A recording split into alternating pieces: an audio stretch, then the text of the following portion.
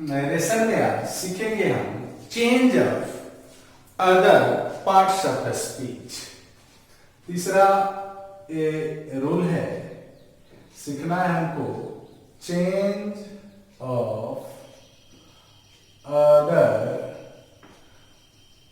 Parts of speech. Change of other parts of speech ये क्या है? तो ये है, जिस तरह से हमने देखा कि ये सब्जेक्ट वर्ब ऑब्जेक्ट, ये सब्जेक्ट वर्ब और ऑब्जेक्ट या अदर वर्ड, यही अब अदर वर्ड चेंज करना हमको सीखना है। ये सीख चुके हैं, ये सीख चुके हैं, ये एक वाक्य के लिए देखे हैं, आगे अभी हम एक एक करके पढ़ेंगे। तो आज हम सीखने जा रहे हैं अदर पार्ट्स ऑफ स्पीच कैसे चेंज करते हैं। नियम होता है क्या कि यदि डायरेक्ट नरेशन में, यदि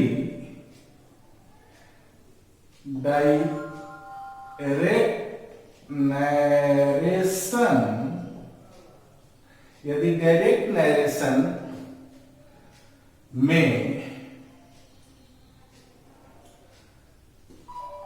कुछ एडवर्ब दिए होते हैं तो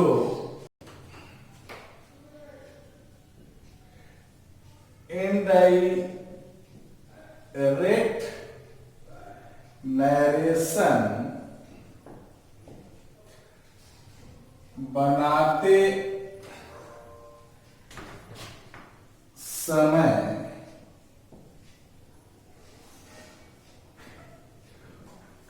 उन्हें चेंज करते हैं। यही है तीसरा रूल है, यही सीखना है।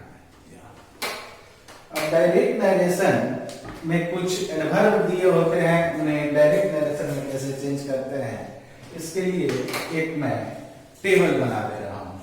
यहां लिख देता हूं डायरेक्ट नरेशन, और वहीं यहां लिखता हूं इनडायरेक्ट नरेशन, और इसको एक टेबल बना दे रहे हैं और देखते हैं कैसे क्या चेंज होता है। तो अगर डायरेक्ट नरेशन में, लेकिन ये कब होता है याद रखना होगा, जब रिपोर्टिंग वर्ब पास्ट में हो, यानी जब रिपोर्टिंग वर्ब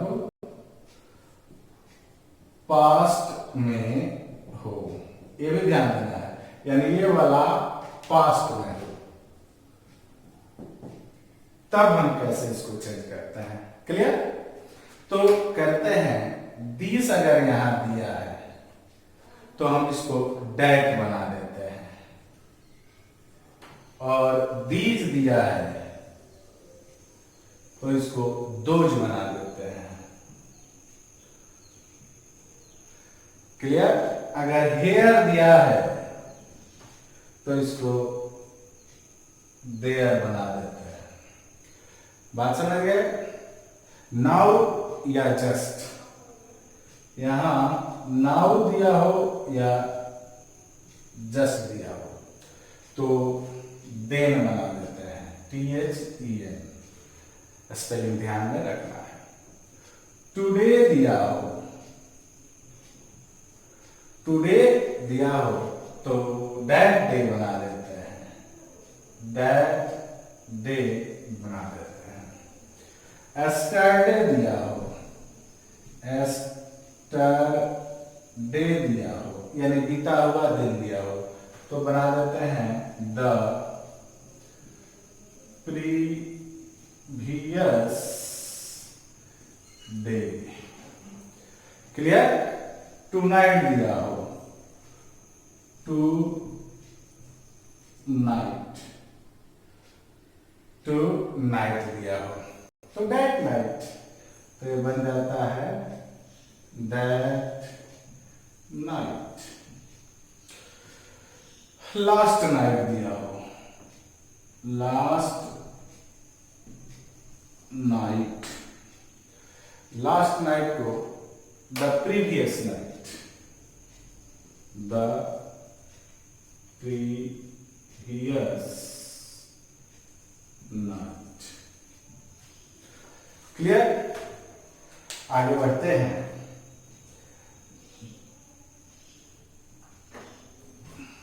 मिटा देते हैं, फिर आगे लिख रहे हैं।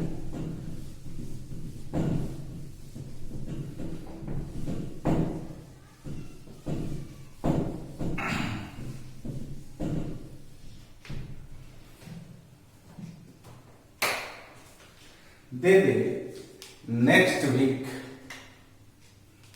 क्या they? Next week. Next week को the following week, the following week. आगे बढ़ते हैं। अगर दे दिया हो नेक्स्ट मंथ तो वही द फ्लोइंग मंथ, और हेंस को थेंस में बदलते हैं। कम को गो में बदलते हैं। एगो को बिफोर में बदलते हैं। एपीसी करते हैं। आपको याद रखना है। अब मैं आपको एक उदाहरण देने जा रहा हूं इसी पर।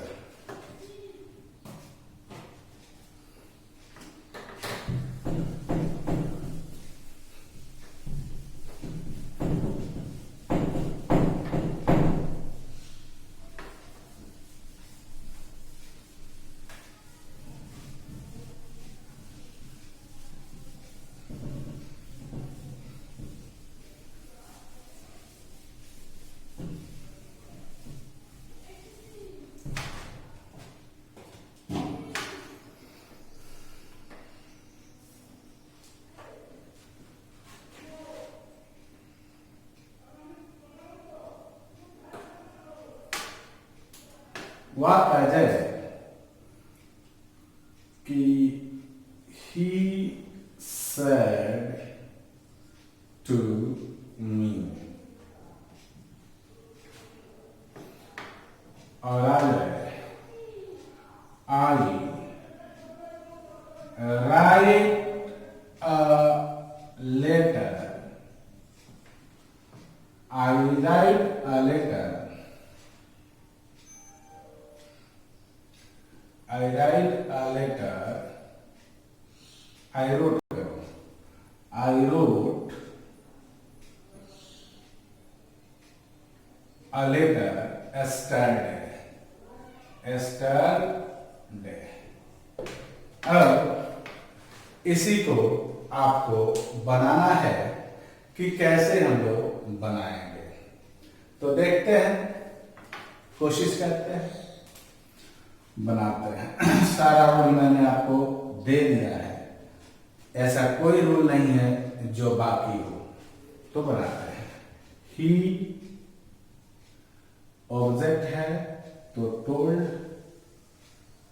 मी, इन्वर्टेड कोमा को तोड़ेंगे चूंकि ये सर्किल सेंटेंस है तो डैट। फर्स्ट पर्सन सब्जेक्ट के अनुसार यानी ही। अब ए पास्ट में और ए पास्ट में, तो आपको मैं बताया था कि एक को 3 में और 2 को 4 में, तो एक है 3 में बदलते हैं, तो ये हो जाएगा he had, आई हो जाएगा written a letter, और yesterday कैसे बदलेगा, अभी मैं बताया था कि द प्रीवियस डे बन गया। ये आपका वाक्य हुआ क्लियर। बात समझ गए कि कैसे किसको बदलना है, ये आपने बात समझ लिया। क्लियर हुआ? चलिए आगे बढ़ते। अब मैं यहां से स्पेशल रूल बताने जा रहा हूं। स्पेशल रूल, स्पेशल रूल क्या होता है? इसका मतलब ही है खास रूल, यानी खास वाक्यों के लिए खास नियम। यानी हम नरेशन किसका बनाते हैं? ध्यान देना है बाबू, यहां बहुत मस्ट है। ये वाला जो वाक्य होता है, ये सब्जेक्ट वर्ब ऑब्जेक्ट, ये सब्जेक्ट वर्ब ऑब्जेक्ट, तो ये वाला जो वाक्य होता है वो क्या क्या हो सकता है? तो ये वाक्य असर्टिव हो सकता है, असर्टिव हो सकता है, असर्टिव सेंटेंस, सेंटेंस। यह वाक्य असर्टिव को आपको पता है कि दो भागों में बांटेंगे, एक मैंने अफर्मेटिव और निगेटिव। दूसरा हो सकता है यह वाक्य इंट्रोगेटिव हो सकता है, इंटेरोगेटिव सेंटेंस। तीसरा आपका इंपरेटिव हो सकता है, इंपेरेटिव सेंटेंस। चौथा आपका ऑप्टेटिव हो सकता है, एक्सक्लामेटोरी हो सकता है, एक्सक्लामेटोरी सेंटेंस, सेंटेंस। और पांचवा ऑप्टेटिव सेंटेंस हो सकता है। तो ये 5 प्रकार के वाक्य यहां आते हैं, इन्वर्टेड कोमा के तहत अंदर आते हैं, और इनको बनाने के लिए अलग अलग रूल होता है। यानी इनको बनाने के लिए यहाँ कुछ और चेंज किया जाता है, रिपोर्टिंग वर्ब कुछ और लगता है। जैसे कि मैं असर्टिव पर अब तक जितना उदाहरण दिया था सब असर्टिव पर था, इसलिए आपने देखा कि इसको टेल्स टोल्ड में बदले हैं। क्लियर है ना? अब मैं आपको एक एक करके बताने जा रहा हूं और इसको ध्यान में रखना है। तो आज हम सीखेंगे असर्टिव सेंटेंस का इनडायरेक्ट नरेशन। क्लियर हुआ? ये बात मेरी समझ में आई? ये वाक्य कहां होगा? यहां होगा। अभी आपको वाक्य समझ में आना चाहिए कि असर्टिव किसे कहते हैं, इंट्रोगेटिव किसे कहते हैं, इंपेरेटिव किसे कहते हैं, एक्सक्लामेटोरी किसे कहते हैं और ऑप्टेटिव किसे कहते हैं, क्योंकि इन सब में स्पेशल रूल आते हैं। बात मेरी समझ में आ रही है? तो मैं आपको बताने चल रहा हूं और हेडिंग बनाते हैं।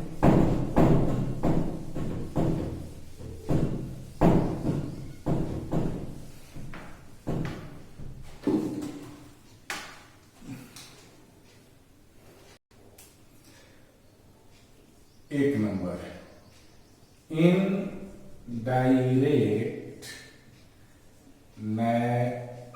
Narration of assertive sentence. यानी असर्टिव सेंटेंस का डायरेक्ट नरेशन, इनडायरेक्ट नरेशन कैसे बनाते हैं, तो इसको हम अब आपको बताने जा रहा हूं। तो पहला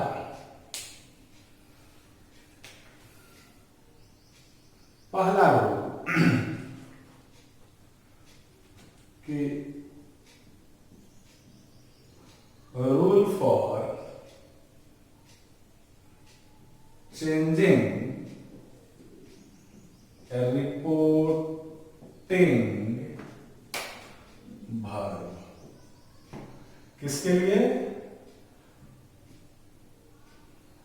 यानी जब इन्वर्टेड कोमा के अंदर असर्टिव सेंटेंस हो, जो आप जानते हैं, मैं बताया भी हूं क्योंकि इसी पर हम लोग अब तक उदाहरण सीखे हैं। तो जान लेते हैं फिर भी। डायरेक्ट नरेशन और इनडायरेक्ट नरेशन, ये दो है। और मैं यहां आपको बताने जा रहा हूं, अगर यहां से दिया हो, हाँ, और क्या दिया हो, सेज दिया हो, से और सेज, और विदाउट ऑब्जेक्ट, यानी ये जब बनाए तो यहां कोई ऑब्जेक्ट ना हो और यहां इनमें से कोई एगो दिया हो। तो जब इनडायरेक्ट नरेशन बनाएंगे तो नो चेंज, तो ये हो जाएगा नो चेंज। ये जानते हैं आप, मैं चूंकि जितना भी अब तक उदाहरण दिया हूं सब इसी पर है, इसलिए आपको बहुत आसानी से समझ में आ जाएगा। पहली बात। अब मैं दूसरी बात, यही से दिया हो या सेज दिया हो और विद ऑब्जेक्ट, यानी मेरे कहने का मतलब है कि यहां ऑब्जेक्ट हो। ये से दिया हो और ये अपने साथ क्या लिया हो, ऑब्जेक्ट लिया हो, तो ये बदल जाएगा इनडायरेक्ट नरेशन में टेल, यानी से बदलेगा टेल में और से बदलेगा टेल्स में। बात को समझिए। तीसरी बात, अगर सैड दिया हो और विदाउट ऑब्जेक्ट, बात वही है कि सैड दिया हो लेकिन ऑब्जेक्ट ना हो, तो ये सैड ही रहता है, नो चेंज, यानी ये सैड ही रहता है, यानी कहेंगे नो चेंज। क्लियर बात। अंतिम, अगर यहां सैड दिया हो और यहां विद ऑब्जेक्ट, मेरी बात समझ में आ रही होगी, यानी ऑब्जेक्ट दिया हो, यानी ये सैड अपना ऑब्जेक्ट लेकर आया हो, तो ये बदल जाएगा टोल्ड में, पहला रूल के लिए। अब बात समझ गए होंगे, तो आगे बढ़ते हैं हम इसी को लेकर। बेटा इसको एक रूल हुआ,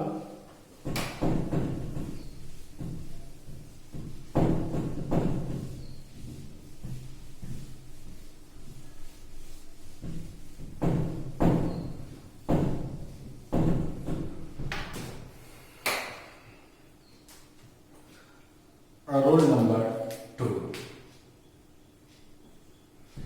अब बात करेंगे कि इस इन्वर्टेड कॉमा और कॉमा को क्या करना है। तो कहेंगे कि inverted comma and inverted comma दोनों लिखो, comma and inverted commas are removed in the sentence in the direct narration, direct speech लिख देते हैं, स्पीच, and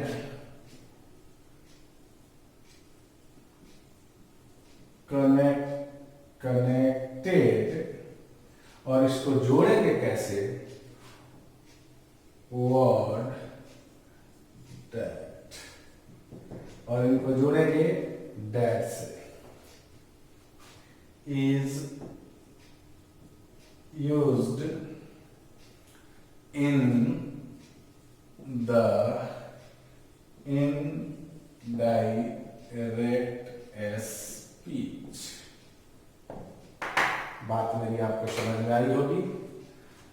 कहना मैं ये चाह रहा हूं तो इसको और इसको हटा देंगे और जब डायरेक्ट बनाएंगे तो यहाँ डैट लगा देंगे।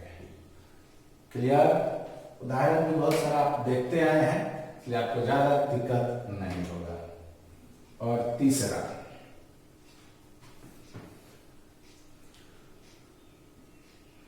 इफ, इसको ध्यान देना है, रिपोर्टिंग verb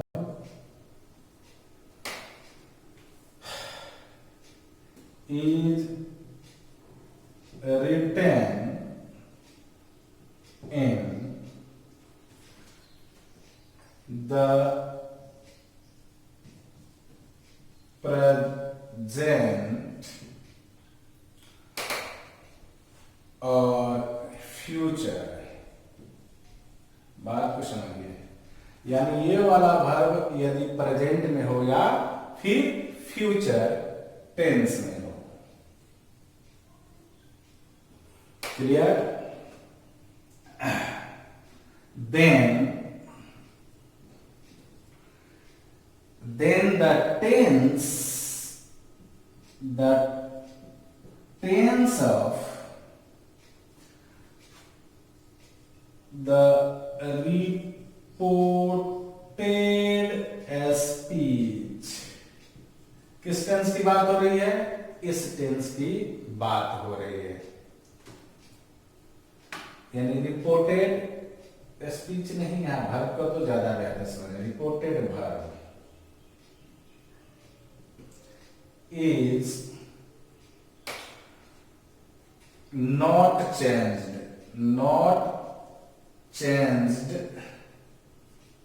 कहां नहीं चेंज करना है? in the indirect speech, यानी इनडायरेक्ट स्पीच में। यानी कहने का तात्पर्य है कि ये वाला वर्ब ये वाला वर्ब प्रेजेंट या फ्यूचर में हो तो इस वर्ब को नो चेंज। ये मैं पहले भी आपको सिखा चुका हूं, बट अब यहाँ रूल आप समझना है। बात को समझने की जरूरत है। बात समझ गए? चलिए, और यहां लिख देते हैं चौथा,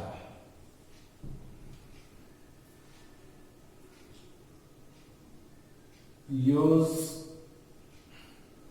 जनरल रूल। जो आपको जनरल रूल बताया गया है, change of person, change of tense, change of other part of speech, उसका प्रयोग आपको ईमानदारी से यहां करना है। आइए देखते हैं। मैं कहूं कि he says I take coffee, he says I take coffee. बाबू जब भी बनाइए परेशान नहीं होना है। करना क्या है? हमें ये देखना है कि ये वर्ब किस में है ना, तभी ना चेंज करेंगे। तो ये ऑब्जेक्ट लिया नहीं है और क्या है, देखिए क्या है, सेज है, तो ये इसी तरह रह जाएगा। तो ये बनेगा तो क्या हो जाएगा, ही सेज। चूंकि यहां ऑब्जेक्ट होगा तब ना टेंस में बदलते। और ये जो वाक्य है असर्टिव सेंटेंस है, तो जब असर्टिव सेंटेंस है तो हम इन्वर्टेड कोमा और कोमा को हटाकर क्या लगा दिए, डैट लगा दिए। तीसरी बात, अब बात करना है, यही ना बोले थे कि चेंज नहीं होगा। अब जनरल रूल का पालन करते हैं, इसको फर्स्ट पर्सन को चेंज करते हैं सब्जेक्ट के अनुसार, ये ही हो जाएगा।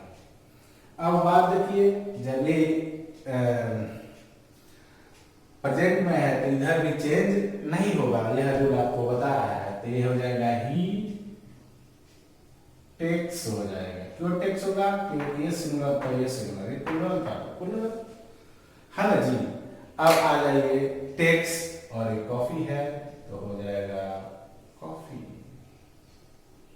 बात मेरी आपको समझ में आ गई होगी और अब आपसे बात कोई भी नहीं रुकेगा। आइए आगे बढ़ाते हैं, कहानी को आगे लेकर चलते हैं।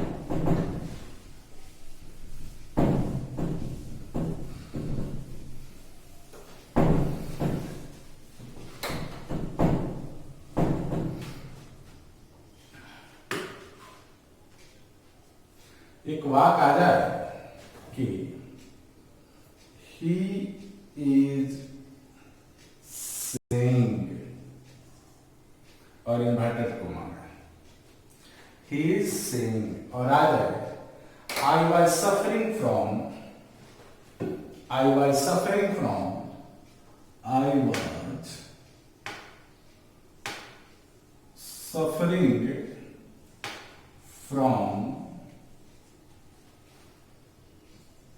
fever और ऐसे आएगा। तो अब इसको बनाना है, तो बनाते हैं, घबराने की जरूरत नहीं है, सारा रोल आपको दे दिएगा। अब ये कहेंगे ये फिर ऑब्जेक्ट नहीं लिया है तो वैसे ही उतार देंगे, तो ये हो जाएगा he is saying a that और ये प्रेजेंट में है तो इसमें कोई परिवर्तन नहीं होगा, सिर्फ ये बदल जाएगा, ये हो जाएगा ही। ही वॉज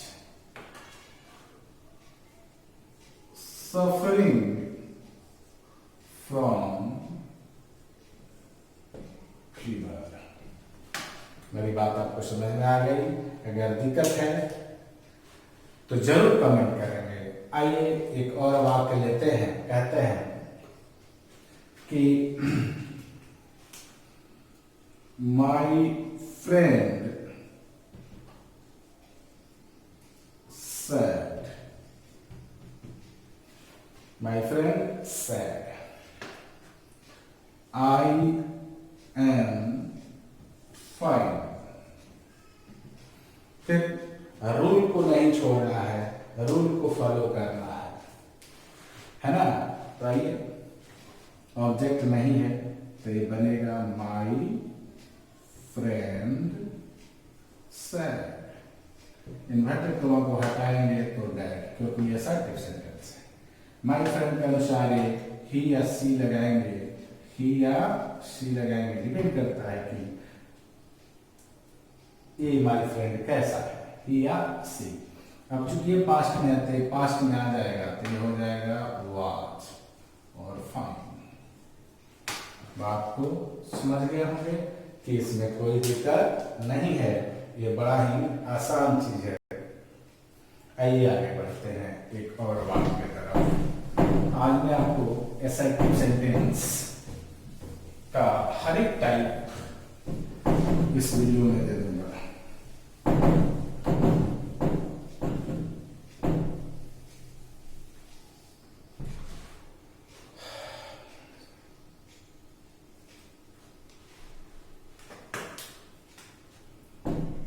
कि Mohan said, I am doing work। ध्यान देना है। तो क्या बनेगा? बहुत आसान है। क्या आसान है? ऑब्जेक्ट है नहीं तो ये हो जाएगा मोहन said। इसके अनुसार इसको बदल दीजिए ही, और एक पास्ट में एन हो जाएगा वाज, डूइंग वर्क। बात मेरी समझ में आ रही होगी, अगर नहीं आ रही है तो बताना। अगला, you said to me, you said to me, you said to me, I went to Kolkata, I went to Kolkata। ध्यान देना है। क्या ध्यान देना है कि ये भी पास्ट और ये भी पास्ट आपको समझना जरूरी पड़ गया यहाँ रूल का, तो रूल पालन करते चलेंगे तो क्या बन जाएगा, you told me, inverted comma के लिए दैट, इसके अनुसार तो यू हो जाएगा। ध्यान दीजिए ये पास्ट में और ये पास्ट में, पास्ट को हम आपको बताए हैं चेंज ऑफ टेंस में कि एक को 3 में और 2 को 4 में, जब दोनों साइड पास्ट हो तब। तो ये वेंट यानी एक है तो 3 में बदलेंगे तो यू हैड, यू हैड, आई हो जाएगा गॉन टू कोलकाता। कोई बात, कोई दिक्कत? अगर दिक्कत हो तो जरूर बोलेंगे, कमेंट करेंगे, तब मैं आपको और भी बेहतर ढंग से इसको समझाने की कोशिश करूंगा। अगर मेरी बात समझ में आ गई है तो बेहतर है। आइए कुछ और वाक्यों को देखते हैं। क्या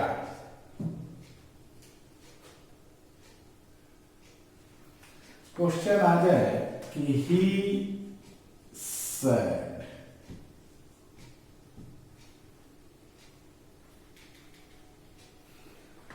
I shall bring your book tomorrow.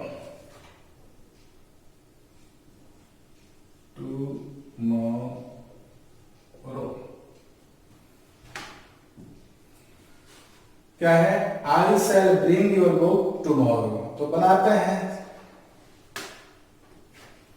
ध्यान से बनाते चले जाएंगे, बन जाएगा he said, इन्वर्टेड कॉमा के लिए इसके अनुसार ही के साथ विल होता है, पास्ट है तो वुड हो जाएगा, ही वुड। कोई दिक्कत हो तो जरूर बोलना, ठीक है। अब bring, he said that he would bring, और इसके साथ यानी अब यहां नहीं होता तो अपने से एक ऑब्जेक्ट लेते हैं, तो इसको लिखते हैं माई बुक। अब टुमारो को किसमें बदलेंगे ये बात आपको बताया गया है, किसमें होगा? The next day. वाक्य बन गया, वाक्य में कोई दिक्कत नहीं है। अगला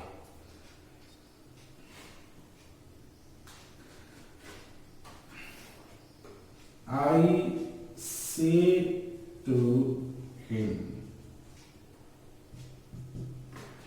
I say to him, you cannot win the match, you can not win the match। ध्यान देना ये निगेटिव है, कुछ नहीं है, सेम चीज बनाना है, निगेटिव होगा तो निगेटिव में जाएगा, जिसमें होगा उसमें जाएगा, तो हो जाएगा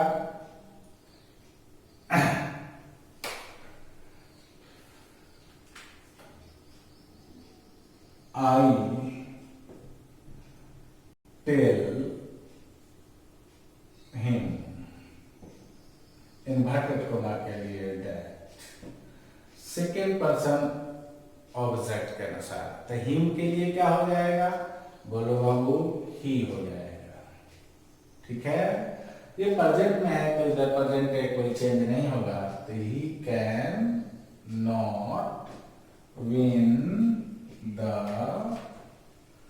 मैच। देखिए बात को और बनाइए, कोई दिक्कत आपको हो ही नहीं सकती है, ये मेरा दावा है। बात समझ गए? तो रिसेप्टिव सेंटेंस का आपने निगेटिव भी देख लिया और अफर्मेटिव भी देख लिया। अब रही बात कि क्या करें, तो इसके बाद आपको कोई भी प्रैक्टिस सेट उठाकर बनाना है और मेरे वीडियो को 1 से 2 बार देख लेना है ताकि कंसेप्ट आपको क्लियर रहे और उसके बाद से बनेगा कैसा हम रहेगा। ऑब्जेक्टिव किस तरह से आएगा और किस तरह से आप 6 सेकंड में बनाएंगे यह मैं अंत में बताऊंगा जब ऑब्जेक्टिव पढ़ाऊंगा।